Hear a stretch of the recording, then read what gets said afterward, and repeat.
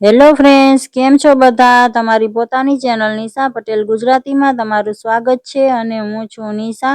આજે આપણે મેંદો કે સૂજીના ઉપયોગ વગર ચા સાથે ખાવાની મજા પડી જાય એવી નવા નાસ્તાની રેસીપી બનાવીશું ફ્રેન્ડ્સ।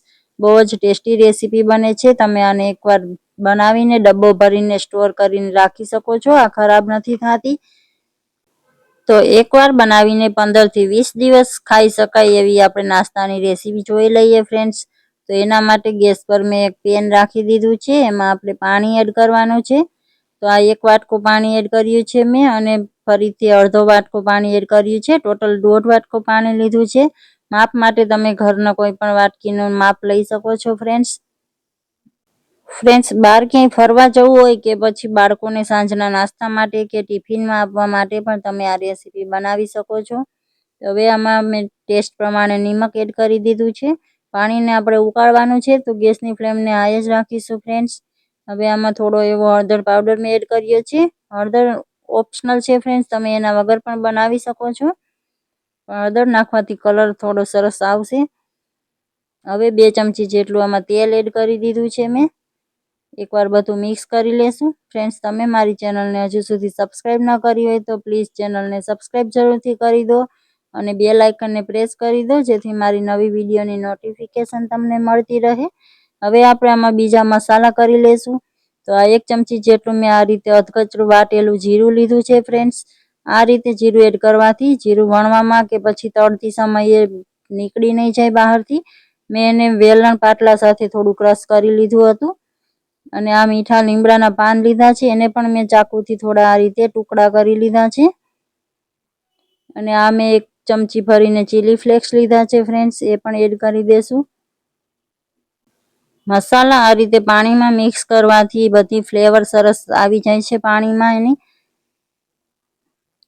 તો હવે આમાં મેં આ કસૂરી મેથી એડ કરી છે, થોડી એવી। કસૂરી મેથી વધારે એડ નથી કરવાની ફ્રેન્ડ્સ, નહીં તો એનો કડસાપણો ટેસ્ટ આવી જાય છે। અને આ મેં કાળા મરીનો પાવડર લીધો છે। તમે આમાં લીલા ધાણા પણ એડ કરી શકો ફ્રેન્ડ્સ, પસંદ હોય તો। મેં એડ નથી કર્યા। 1 ચમચી મેં સફેદ તલ લીધા છે। તલનો ક્રંચ બહુ સારો લાગે છે ફ્રેન્ડ્સ આમાં। તો આ બધું સારી રીતે મિક્સ કરી દેશું। તમે આમાં વધારે તીખું બનાવવા માટે આદુ મરચાંની પેસ્ટ પણ એડ કરી શકો છો ફ્રેન્ડ્સ। અને ઓછું તીખું બનાવવા માટે તમે ચીલી ફ્લેક્સ કે પછી કાળા મરી બેમાંથી એક જ વસ્તુ લઈ શકો છો। તો હવે આ પાણી ઉકળી ગયું છે, તો હવે એમાં આપણે આ રીતે થોડો થોડો કરીને ચોખાનો લોટ એડ કરવાનો છે।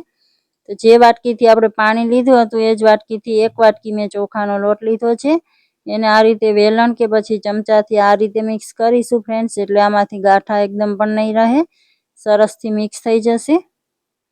તો આ રીતે સારી રીતે મિક્સ કરી લીધું છે બધું। આ ગેસની ફ્લેમને બંધ કરી દીધી છે મેં ફ્રેન્ડ્સ।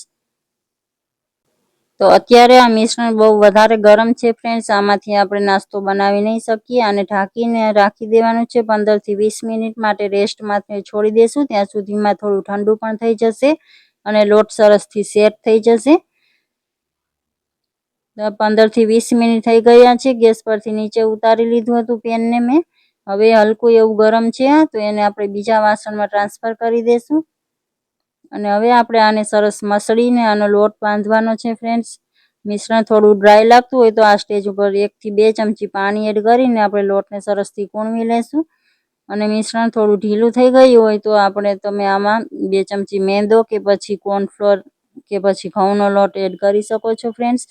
આ મેજરમેન્ટ પ્રમાણે ઢીલું નહીં રહે મિક્સર, એ 1.5 વાટકી પાણીમાં 1 વાટકી ચોખાનો લોટ એકદમ પરફેક્ટ મેજરમેન્ટ રહે છે ફ્રેન્ડ્સ।